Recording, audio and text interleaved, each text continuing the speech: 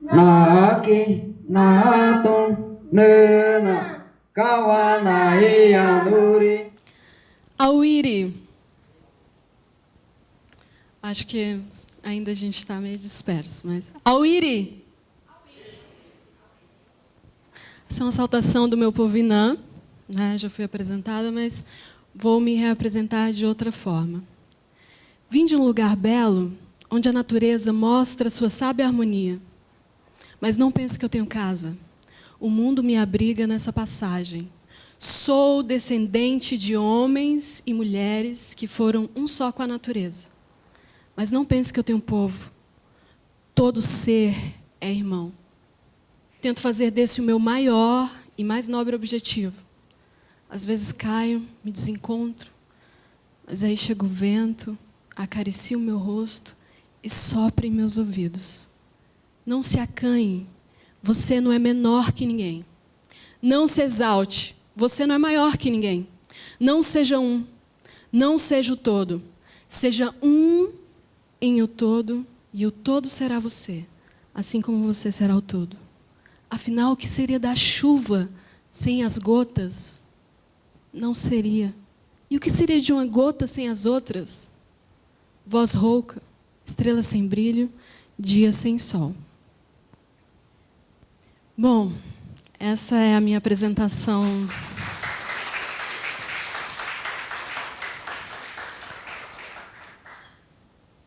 Um pouco da minha identidade. Quem tem a programação vai poder perceber o título dessa, que eu vou chamar de conversa, que a gente vai ter aqui, porque é aberto também para questionamentos, enfim, quem quiser dar uma conversada também. Então, quem tem a programação pode perceber que é ser arte, né, que é narrativa indígena da pós-modernidade. E aí é um ser arte, né, bem subjetivo. E o que seria isso, esse ser arte do pensar indígena? Como seria isso? Para nós, povos indígenas, tudo é integral. Então, para nós, ser arte é ser. Tudo fazemos com arte. E cada um tem a sua própria arte. Então, uma das coisas que, ao contato com o mundo não indígena, traz um impacto para a gente de uma forma imediata, é perceber que esse mundo, dentro desse sistema não indígena, com a pós-modernidade, traz o pensamento que existem artistas e não existem artistas. Onde, para nós, na nossa aldeia, toda criança canta, toda criança é um artista, toda criança desenha, toda criança dança, e, enfim, e ela tem essa arte dentro dela. E quando a gente chega aqui e percebe que algumas crianças, por exemplo, vão falar: não, eu não sei cantar. Como assim você não sabe cantar? Eu não sei dançar, eu não sei desenhar. E ao longo que vai crescendo, isso vai sendo morto, ou seja, houve uma desintegração desse ser, né? Essa vivência que a gente tem depois da industrialização, onde foi tudo encaixotado e que separou as áreas de conhecimento, para nós, povos indígenas, não tem muito sentido.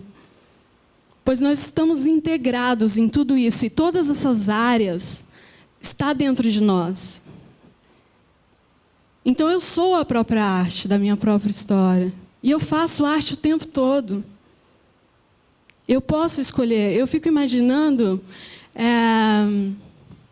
e fico muito triste que essa poética indígena ela possa chegar ao fim. Isso depende de nós, né? Isso depende de mim. E a minha luta é para que isso não aconteça. Por exemplo, a nossa fala mansa, a nossa fala que sempre busca a natureza para trazer o conhecimento. Eu gosto de uma fala de um ancião, Craô, que, para explicar por que ele não dava valor ao dinheiro, ele falava assim: olha, e porque ele achava absurdo você essa luta por dinheiro que você destrói seu irmão, né? E ele falava assim, olha, a vida, não foi nós que fizemos a vida, então nós não podemos destruir. Já o papel, ele falava que o dinheiro é papel, foi nós que fizemos, eu posso rasgar o papel na hora que eu quiser rasgar o papel. Foi eu que fiz o papel, a vida não. Então eu não tenho poder sobre a vida, eu não posso tirar uma outra vida. Ou do Touro Sentado, quando estava na colonização para o oeste, e ele chega numa comissão de representantes do governo americano, e ele fala, naquela reunião importante, eu sou um líder, e eu sou um líder porque o grande Espírito quis. E o meu coração é vermelho e doce, e eu sei que ele é doce, porque todos que passam perto de mim apresentam a sua língua, para apreciar aquele coração doce, quer falar com ele, quer sentir o gosto. E nesse nosso pensamento, eu fico imaginando que uma pessoa dessa, um líder, chega e fala palavras tão sublimes diante de homens do governo americano. O que eles pensaram? Eu fico pensando que aqueles homens pensaram na ingenuidade daquele chefe, na singeleza, na fragilidade. E não conseguiram pensar na força e na beleza daquelas palavras. Então, fazendo essa abertura desse ser, a arte, e buscando também a nossa perspectiva da nossa contemporaneidade, do que vivemos hoje, eu trago essa fala para iniciar essa distinção para nós que está no nosso cotidiano e que vivenciamos. Muitas vezes é até difícil para nós falarmos disso. Eu tenho uma facilidade por conta da minha história, de ter sido introduzida nesse outro universo não indígena, mas nós somos muito mais do ser mesmo do que do dizer. Então, muitos conhecimentos nós como todo mundo, né? Eu acredito que todo mundo tenha alguma palavra que às vezes sabe o que é, vive aquilo, mas não sabe explicar. Chega um momento de falar e não sabe passar, porque o nosso conhecimento é muito do conhecimento empírico prático mesmo. E muitas vezes, para se passar aquilo, você vai ter que vivenciar a nossa história. Então, eu me proponho, muitas vezes, a fazer isso, que é muito difícil, né? Que é falar um pouco disso, que às vezes ir abstrair, né, do nosso cotidiano, esse ser. Mas, se nós não propormos, né, a uma mudança de paradigma, mesmo que eu fale, assim, vai ser muito difícil nós compreendemos e conseguirmos preservar essa cultura. E eu falo isso não só por conta de nós, povos indígenas, do ser, mas cada um, porque dentro desse sistema, mesmo, não são só nós, povos indígenas, a nossa cultura, o nosso olhar, a nossa arte, que corre o perigo de dar não existência. O próprio ser individual de cada um de nós, que não é indígena, também corre esse perigo. Eu percebo que nós temos um aprendizado desse ser muito importante, que é como viver em comunidade sem perder a individualidade. Que é você ter a sua individualidade, sua personalidade, sem ser individualista. Porque eu percebo que isso é o grande cerne, e todo o sistema quer capturar o seu ser. Eu percebo até nos pensamentos ideológicos que se apresentam como opostos. Por exemplo, o comunismo e o capitalismo. Para trazer como isso não é só a luta nossa, mas é de cada indivíduo. Mas para nós isso é mais latente, né, esse ser, porque nós somos vistos como diferentes, minorias, enfim. Mas o que percebe, tanto no comunismo como no capitalismo, a individualidade, ela perece. É um comunismo da qual, dentro dessa ideologia, por exemplo, onde há uma formalização, né, uma uniformização de todos. E aí você perde sua individualidade, sua identidade, você é engolido pela comunidade. E é algo que não acontece dentro das nossas comunidades. A gente consegue viver em comunidade, a gente consegue viver de uma forma igualitária, mas que não necessariamente perdemos nossa individualidade. E cada um expressa isso nos mínimos detalhes. Se eu faço o meu remo não é igual ao remo que ela vai fazer. Apesar de termos as mesmas técnicas, os mesmos conhecimentos, o conhecimento que eu vou ter é o conhecimento que ela vai ter. Ninguém vai ter um conhecimento a mais que o outro.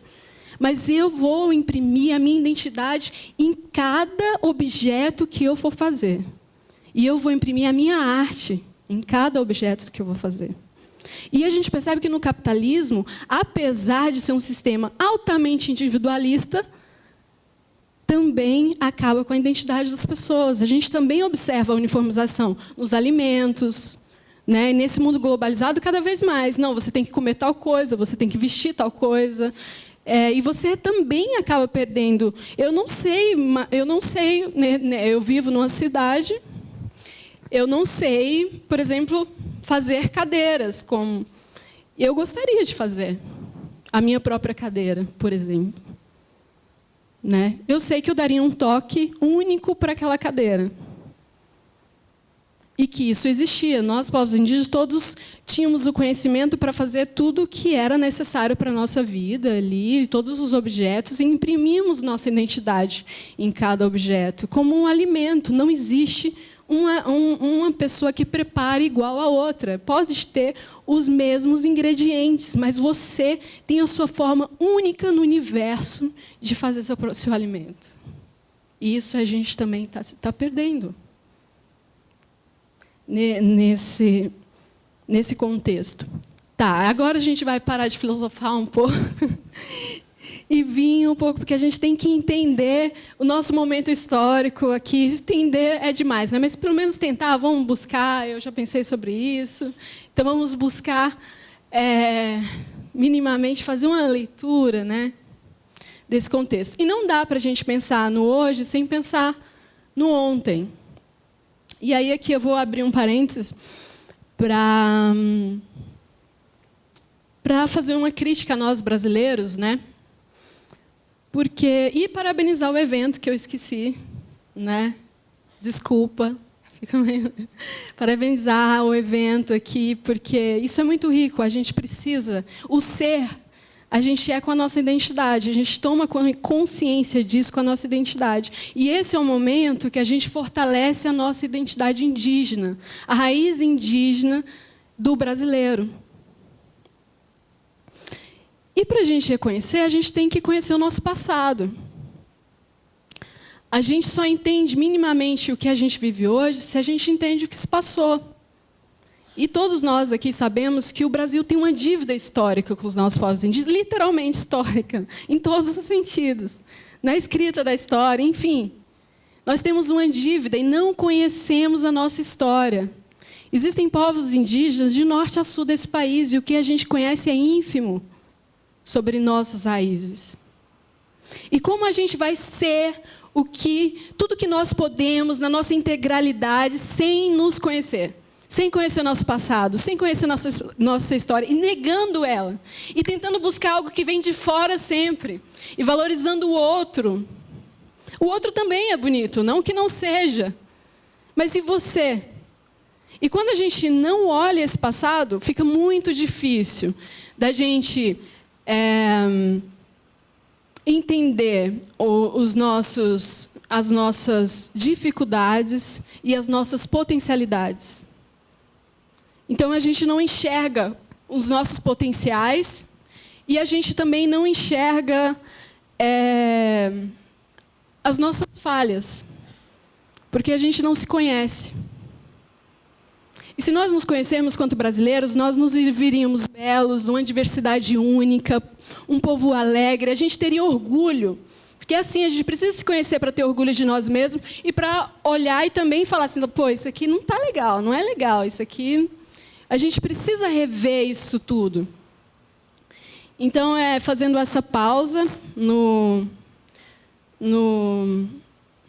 para fazer essa crítica a nós, quanto brasileiros, né? E parabenizar o evento, porque esse é um exercício, né, de trazer para dentro da academia esse conhecimento indígena, que, infelizmente, ainda não é reconhecido, né? Eu acho que poderia acontecer muito mais, mas sempre é louvável que a academia traga, né, e busque essa raiz para nós, povos indígenas, mas de uma forma geral, para todo o povo brasileiro e para o mundo, porque quando você é tudo aquilo que você pode ser, você ocupa seu espaço no mundo, você dá a sua visão para o mundo. E não existe, por exemplo, só nós, povos brasileiros, podemos dar essa contribuição que o mundo precisa. Mas a gente precisa ser e se orgulhar de quem nós somos para a gente fazer isso. E parar de tentar copiar o outro, né? Como indivíduo, eu também. Eu acho que esse é o maior desafio da minha vida, ser de forma integral e prestar e ocupar o espaço que me deve ali. Né? Aquilo que só eu posso contribuir com a minha individualidade, peculiaridade, aquilo que eu tenho. E, muitas vezes, dentro desse sistema que quer tirar o que se é, né? E fazer com que nós nos uniformizamos e entramos num sistema onde todos se conformem e busquem os mesmos objetivos e valorizem certas coisas, e às vezes a gente abre mão daquilo que está lá no fundo, está lá dentro da gente, a gente quer matar aquilo porque aquilo é mais conveniente dentro daquele sistema, talvez num sistema capitalista onde capital é prioridade, então você abre mão de ser quem se é, né, e buscando ter, porque esse sistema faz isso. E aí você entra dentro dessa uniformidade. Dentro disso, aí a gente volta na história, como que foi essa luta dos povos indígenas? E como que foi para a gente estar aqui e conseguir esse reconhecimento? E aí vamos passar mais para essa parte histórica.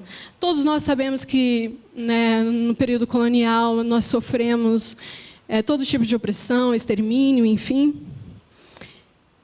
A partir de um momento, então, essa parte, a gente vai pressupor que nós temos um conhecimento básico. E como que nós, povos indígenas, lutamos para esse ser, para a nossa cultura, para a nossa arte, enfim, para sermos integrais.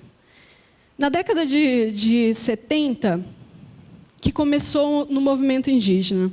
Antes disso, passado o período colonial, o pensamento do Estado brasileiro era de integração de nós, povos indígenas, à sociedade envolvente.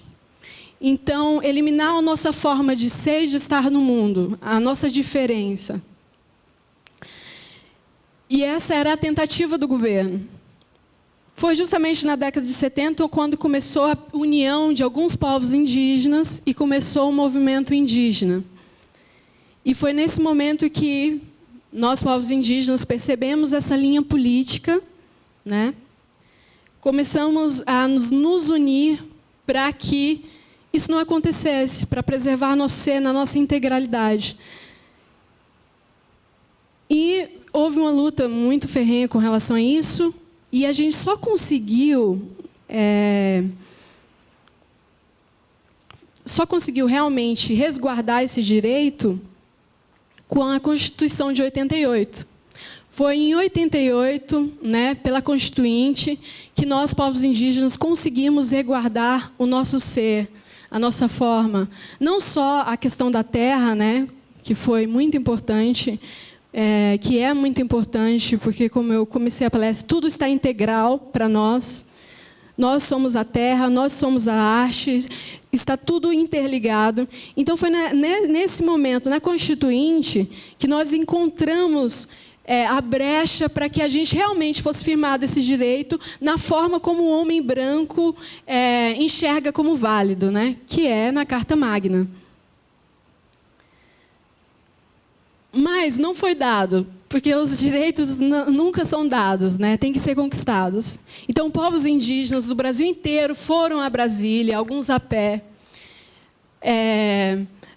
Enfim, todos deram um jeito, porque a gente, por mais que naquela época os meus ancestrais não tinham esse conhecimento, hoje muitos jovens estão na academia, mas a gente sente o momento. E a gente sentia que aquele era o momento. É por isso que é muito enfático aquele momento que o Ayrton Krenak está lá na Constituinte e ele faz um ato artístico de resistência, de luta, que ele fez uma ação ali que valeu por 1000 palavras naquele momento.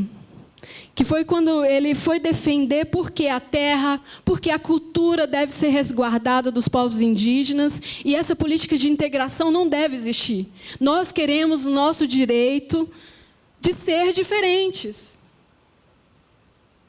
de ser como somos. Que ele pega o genipapo e passa no rosto. É de arrepiar aquela cena. Procurem. Quem tiver interesse. Mas ele pega o genipapo e passa no rosto, mostrando que nossa arte, nossa resistência pode falar por várias formas. E que quando eu me pinto, quando eu coloco meu brinco, quando eu coloco meu cocá, quando eu pinto essas paredes, quando vocês trazem, está fazendo arte, mas está fazendo resistência. Dentro dessa busca de uniformização e de extermínio do ser. Não só do ser físico, mas de toda a nossa integração. Então, esse é o momento da história onde, pelo menos na letra que o homem branco tanto parece admirar, né? Não que nós não admiramos também, mas que entra na Constituição a preservação da nossa cultura também, onde não era preservado.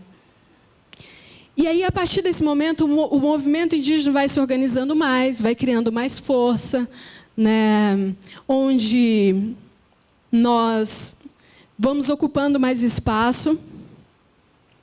E aí a gente vai chegando também agora nessas últimas décadas, né, com uma abertura muito grande dentro das universidades, por uma política pública que traz os povos indígenas para dentro da academia. E que há um movimento que não acontecia antes, né, porque a gente percebe que, por exemplo, na cultura brasileira, já há uma abertura muito grande para a arte afrodescendente, né? Os afrodescendentes, há muito tempo, já vêm se inserindo.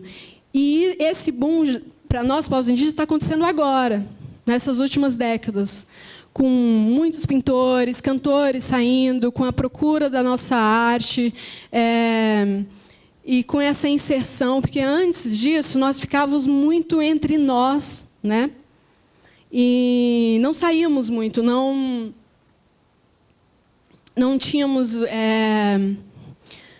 ainda existia muito resquício, né, da colonização dentro de nós e nós não conseguimos nos sentir à vontade para estar integrando na nossa forma, né? Porque parece paradoxal, mas é isso que a gente busca também, né? A gente busca reinventar, porque a cultura ela não é estática, né? Ela não fica parada. Muitas pessoas acham que nós deveríamos ficarmos como éramos antes, né? E não deveríamos nos apropriar de tecnologias, mas como a gente está vendo aqui, foi lançado um jogo, um game, e isso está acontecendo. Por exemplo, eu sou artista plástica e não pinto os grafismos do meu povo. Eu utilizo muito a essência, eu pego muito da geometria, mas não necessariamente eu estou pintando os mesmos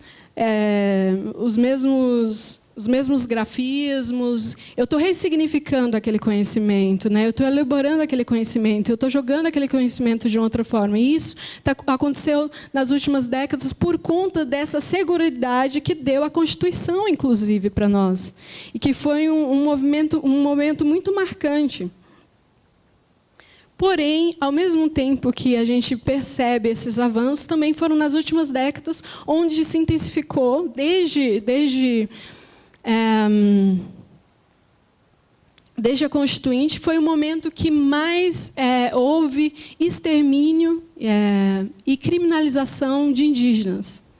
Então, a gente percebe que, ao mesmo tempo, houve uma melhora significativa, né, em alguns aspectos, mas a gente percebe um retrocesso político muito grande que faz com que nós, povos indígenas, hoje estejamos sofrendo, assim, dentro do nosso contexto histórico, uma das maiores perseguições e assassinatos de povos indígenas e lideranças.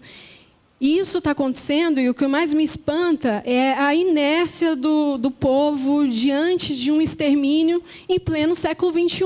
Assim. E a gente vê isso acontecendo, e as pessoas sabem que isso está acontecendo, e a gente vê um retrocesso contínuo, não só para nós, povos indígenas, e ainda assim nós permitimos que isso aconteça.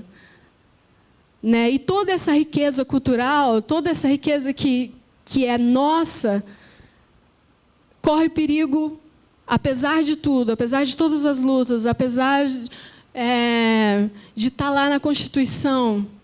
A gente percebe um retrocesso político, né, que nós vemos dentro dessa, principalmente dentro do Congresso Nacional, por exemplo, da PEC 215. Eu não sei se vocês estão acompanhando isso, porque eu falo de muitas coisas. Tá legal, assim, é isso mesmo, porque eu pensei muito de trazer a minha questão artística, mas eu pensei que não, né? E queria ficar num contexto para além, porque para nós tudo isso está integrado, está intrínseco. A nossa arte, a nossa cultura, a nossa luta, ela tá junta, ela não pode estar separada. Então, para mim, isso são coisas muito importantes de falar nesse momento. Então, o que a gente percebe na PEC 215? A gente percebe que, de repente, um grupo político que tomou grande força dentro do Congresso Nacional quer tirar o nosso direito às terras, que vai afetar diretamente toda a nossa forma de vida. E como eles fazem isso sem falar que estão fazendo isso? Eles dizem que, olha, vamos passar o reconhecimento de terra para o Congresso Nacional.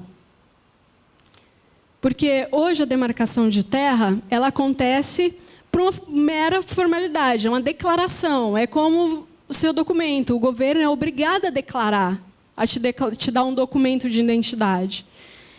Então é do Poder Executivo apenas. Ele só tem que executar, né? O Legislativo, quando você quer transferir do Executivo para o Legislativo, então aquilo ainda vai passar por um debate político. Ou seja, não está mais assegurado aquele seu direito. Não é mais para executar. E aquilo vai passar por um debate partidário. E a gente sabe, a gente não tem nenhum indígena dentro do Congresso. Não só por isso, porque a gente sabe que a bancada ruralista tem interesses contrários aos nossos interesses. Então, o movimento indígena sempre está muito atento a isso, muito atento às leis, muito atento a esses tipos de ataque.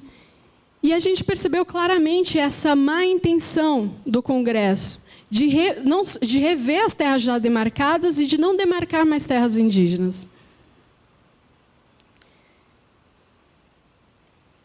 E aí começou a nossa luta, que vai desde... Não sei se vocês perceberam em como isso está muito integrado. Tem... quem que acompanha o movimento indígena percebe que quando a gente vai para Brasília, não é só o protesto, mas existe muito ritual ali sendo feito, muita música, muita busca, muita arte. A gente faz questão de ir da nossa forma, assim, mostrando toda a nossa identidade mesmo, buscando todas as nossas forças ali naquele momento. E o que eu quero trazer com isso? Eu quero trazer com isso que este é o momento de nós, brasileiros,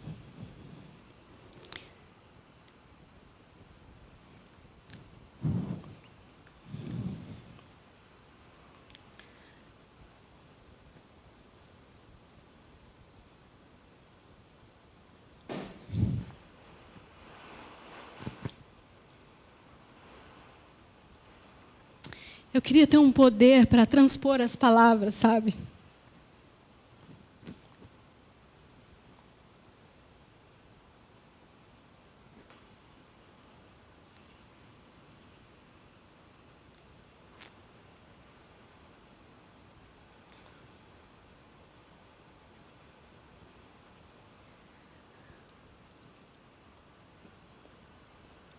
Para talvez sentirmos o que os guaranis kaiowás, por exemplo, estão sentindo agora.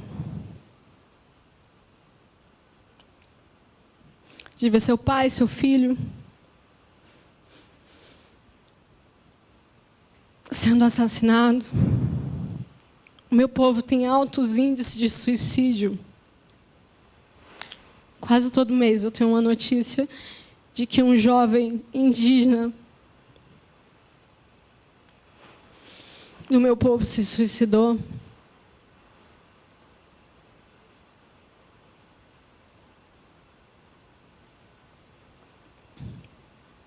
Isso é uma riqueza nossa, única no mundo.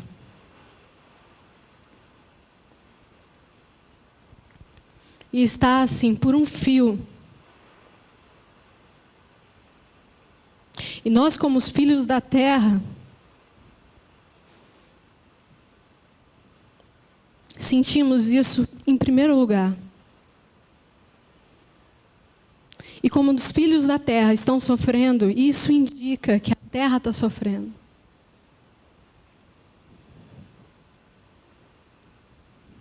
Eu lembro que há 10 anos atrás eu falava sobre a água.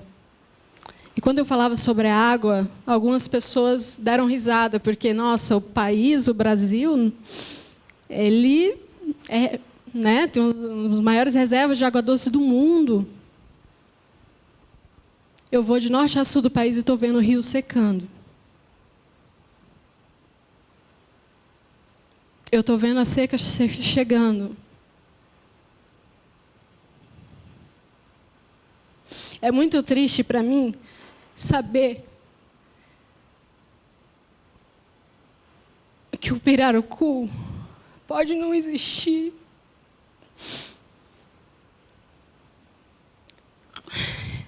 Eu não sei qual é esse pensamento branco que acha que pode destruir outro ser, sabe?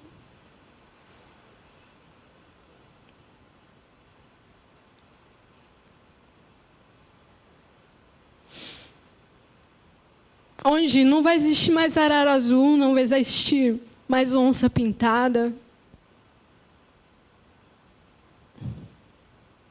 Que pensamento é esse?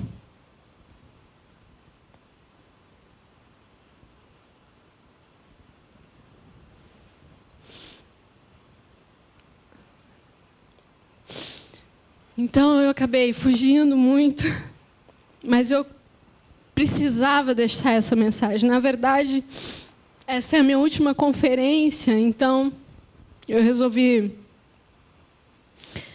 qualquer brecha que eu vejo e que eu possa falar disso, e até mesmo que esteja aparentemente falando de outra linguagem, mas para nós não, está muito integrado. Então eu aproveito para dar essa mensagem. Porque cada um de vocês tem um poder, mesmo que Muitas vezes, esse poder é ceifado. Muitas vezes, nós não acreditamos em nós mesmos, em nossas potencialidades. Mas cada um aqui pode fazer muito. E eu acredito muito nisso. Eu acredito nessa palavra que é lançada. Mesmo que seja atos singelos, até meu ato de estar aqui é uma contribuição mínima. Eu não vou conseguir mudar o mundo. Eu tenho essa consciência. Mas eu quero mudar o meu mundo. Aos que estão da minha volta. Eu quero dar minha contribuição. E, para finalizar, eu vou finalizar com uma poesia, né? Porque, afinal,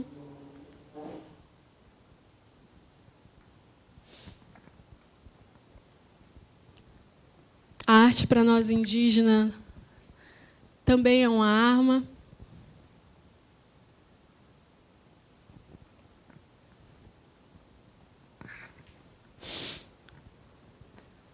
Sou nativa dessa terra. Mas essa também não é sua nação? Por que destruímos nossa casa e eliminamos nossos irmãos? Sou guerreira nessa guerra. Essa causa é nossa ou não? Falo contigo, não disfarça. Não lave as suas mãos. A indiferença é a diferença que falta. A descrença, uma crença que mata. A intolerância tolera o mal. A escravidão é a liberdade do algoz. Do seu silêncio, o opressor faz voz. Na destruição, somos parte da equação. Assume erro e ação. E os que têm consciência, deem as mãos. Existe coragem em nosso peito, sacrifício em nosso feito. Sobreviverão sonhos e esperança. Qual será o futuro de nossas crianças? Quem destrói a sua casa não encontrará abrigo. Quem sangra um irmão não encontrará na alma alívio. Levantem os filhos da nação. Levantem os que amam esse chão. O tempo chama, a terra clama. Os nossos destinos construímos com as nossas mãos.